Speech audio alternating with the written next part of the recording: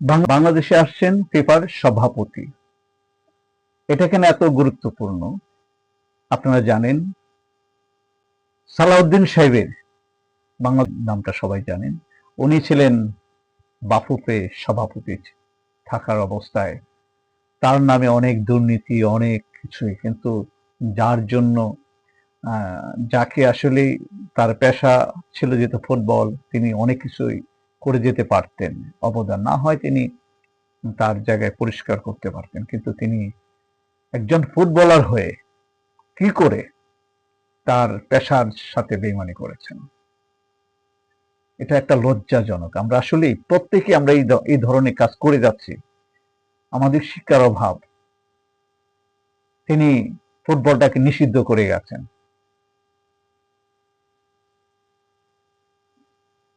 FIFA তারা red signal দিয়েছিল এটা।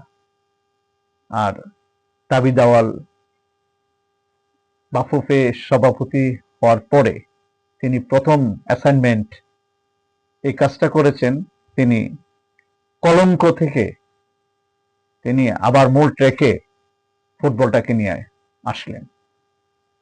এবং আপনারা জানেন, যদিও হামজার প্রসেসটা ছিল আগেও ছিল, কিন্তু এই ফুটবলে বাংলাদেশের যে বাজার মার্কেট, ধরেন প্রত্যেকটা খেলা এখন মার্কেটিং এর ব্যাপার। বাংলাদেশের দর্শক খেলাকে ভালোবাসেন। এখানে কোনো রাজনীতি থাকে না, এখানে কোনো ধর্মের ব্যাপার থাকে না। আর এরা বলে না যে জমিদারি থাকলে হয় না, জমিদারি রাখার যোগ্যতা লাগে। এই দেশে অন্যান্য দেশে অনেক দর্শক তাদেরকে অনেক কিছুর বিনিময়ে দর্শক মাঠে আনতে পারে না, দর্শক খেলার প্রতি আগ্রহ নেই। আর বাংলাদেশে এটা উর্বর ভূমি।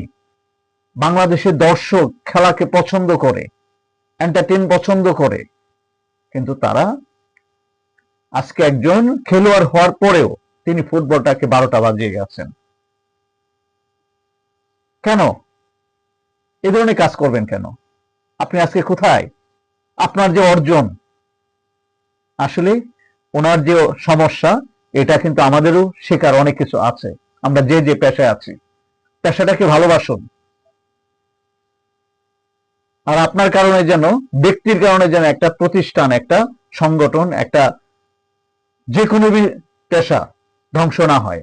আপনার কারণে, একজন ব্যক্তির কারণে একটা ভালো উদ্যোগ যেন নষ্ট না হয়, এটা আমরা করব। কারণ একজনের ভুল থেকে আরেকজনের শিক্ষা নেই। তো সেই জায়গা থেকে হয়তো তাবিদ আওয়াল সাহেব ফিফাকে বিষয়টা বলার জন্য, ফিফা হয়তো এখানে আসছেন ফুটবলের উন্নয়নে, যেহেতু উনি সভাপতি, যেহেতু অনেক দায়িত্ব থাকে, উনি তার দায়িত্ব পালন করার জন্যই, এবং তাকে আমন্ত্রণ জানিয়েছে হয়তো তাবিদ আওয়াল সাহেব, তাই ওনার আসছেন এখানে। এদেশে ফুটবল নিয়ে, ফুটবলের সব কিছুই উনি স্বচক্ষে হয়তো কোনো কিছু দিয়ে যেতে পারেন। এখানে নেওয়ার মতন যোগ্যতা যদি থাকে আমাদের বাফুফের সভাপতি সহ অন্যান্য যারা আছেন, তবে আশাবাদী তাদের যে কার্যক্রম। লাহোরে আসিফ মাহমুদ সজীব ভুইয়া কিন্তু গতকালকে যুগান্তরে এটা এসেছে, প্রত্যেকটা গণমাধ্যমে তিনি বলেছেন যে আমাদের খেলোয়াড়দের নিরাপত্তার বিষয়ে কারণে পাকিস্তানের যে সীমান্ত এলাকার যে স্টেডিয়ামগুলো আছে সেখানে যেন বাংলাদেশের খেলাগুলো না হয়, এবং 5 ম্যাচ টি-20-র মধ্যে 3টি, কারণ ঈদের আগে, ঈদে আমাদের দেশের খেলোয়াড়রা তারা আপনজনদের সাথে ঈদ করবেন, সেই কারণে তারা দেশে আসবেন ঈদ করার জন্য। সবকিছু মিলে একটা দুই বোর্ড সমঝোতার মাধ্যমে একটা সিদ্ধান্ত উপনীত হয়েছে যে টি-20 হবে 3টা। আর আজ আরব আমিরাত থেকে বাংলাদেশ শেষ ম্যাচ খেলে তারা পাকিস্তানের উদ্দেশ্যে যাবে। এরপর ভারতের প্রো কাবাডি লিগের নিলামে বাংলাদেশি 10 জন বাংলাদেশি, এটা একটা বিশাল ব্যাপার। বাংলাদেশ কিন্তু আসলে বললাম না যে বাংলাদেশ জাতীয় খেলা কাবাডি ছিল, যে টেনে ধরা, আমরা আগের ভিডিওতে বলেছিলাম। তো বাংলাদেশ এটা ভালো করুক, প্রতিটি খেলায় খেলোয়াড়রা যেন ভালোভাবে টাচে থাকে সে প্রত্যাশা করি। দর্শক হিসেবে আমরা উপভোগ করব। খেলাধুলা সারা বাংলাদেশে জাগ্রত হোক, খেলাধুলা প্রতি সবাই আগ্রহ বাড়ুক, স্বাস্থ্য যেমন ভালো থাকবে, মন ভালো থাকবে। খেলোয়াড় আসলে কিছু কিছু খারাপ ব্যক্তিদের, খেলোয়াড় থেকে শুরু প্রত্যেকটা পেশায় তারা ব্যক্তির জন্য পুরা সেক্টরটাকে ধ্বংস করে দেয়। আমরা যেন এটা না করি। এক ভক্তের বাংলাদেশকে বিশ্বকাপে, বাংলাদেশ যদি বিশ্বকাপ না জেতে তিনি বিয়ে করবেন না। আসলে ভক্তদের ভালোবাসাটা কিন্তু যদি প্লেয়াররা না বুঝে, না বুঝে না হয় এত কষ্ট করে অনেক খেলোয়াড়, সবাই তো একরকম না, কিন্তু ভক্তের ভালোবাসা এটা হচ্ছে নিঃস্বার্থ ভালোবাসা খেলার প্রতি।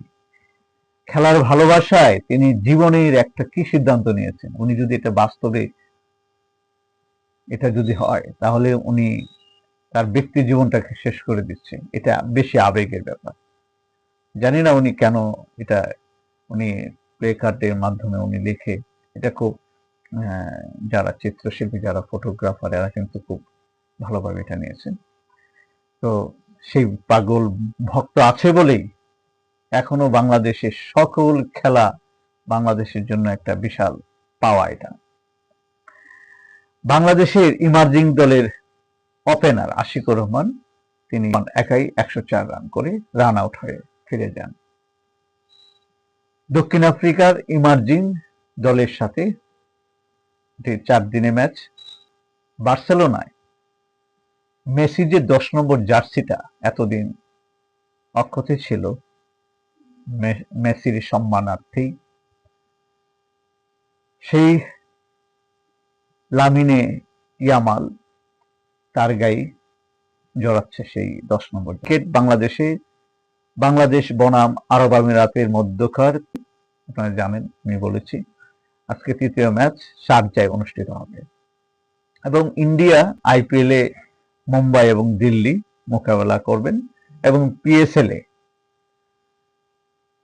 কোয়েটার এবং ইসলামাবাদ তারা মোকাবেলা করবেন এবং football Europa league final menu এবং টটেনহাম। তো থাকেন, সত্যের পক্ষে থাকবেন, ভালোর কাজে সম্পৃক্ত হবেন। আপনার এমন লোককে, এমন কাজকে, এমন চ্যানেলকে করবেন না যে চ্যানেলের মাধ্যমে জাতি সমস্যা হয়, কারণ অন্যায়ের পক্ষে যাওয়া মানে আপনি অন্যায় কাজে থাকবো এবং যারা যোগ্য ব্যক্তি তাদের যেন লাইক কমেন্ট শেয়ার করব, কারণ এটা আমাদের দেশের প্রতিনিধিত্ব করে। কারণ আজকের ভুল কিন্তু আগামীর জন্য, ভবিষ্যতের জন্য বিপদ। অতএব যা হচ্ছে হবে খারাপ, সবই কিন্তু আমাদেরই পাপের, আমরাও কিন্তু সেই পাপের সাথে সম্পৃক্ত। ভালো থাকুন। আসসালামু আলাইকুম।